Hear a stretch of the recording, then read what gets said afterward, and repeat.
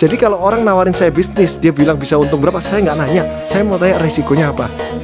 Resikonya sih gede sih, gak usah. Ya, diem aja udah, gak usah nawarin saya lagi dah. Saya nggak mau. Dari awal gitu ya? Iya, nggak mau. Lebih takut gagal atau nggak dicoba sama sekali? Jadi saya itu akan masuk kalau risknya itu kecil. Oke. Hasilnya boleh kecil sampai besar. Masuk. Jadi resikonya kecil, hasilnya kecil sampai besar, baru saya masuk.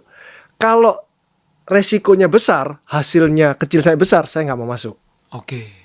Jadi yang dihitung pertama itu adalah risk dulu. Risk dulu ya. Risknya harus kecil, baru tanya untungnya gede atau enggak.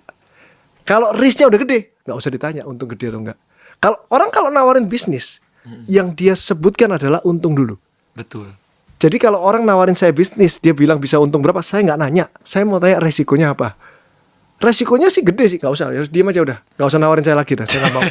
Dari awal gitu ya? Iya, nggak mau. Keras aja udah ya? Nggak mau, ngapain? Hidup udah enak kok, nggak usah. Resiko gede-gede nggak mau. Kok ini bisa untung begini. Iya. Resikonya apa? Resikonya rugi kok. Udah nggak usah ya? Ya ruginya berapa? Karena Oke, apa oke, gitu loh? oke, Tertakar nggak gitu? Berarti kok kayak bisnis tambang gitu nggak ya? Nggak ngerti sih. Bikin tambang emas gitu. Waduh, nggak ngerti, bukan bidangnya kali ya. Dan risknya gede. Nggak tahu juga, nggak paham juga Nggak masalahnya. mau belajar juga di situ. Waduh, nggak ada waktu dan.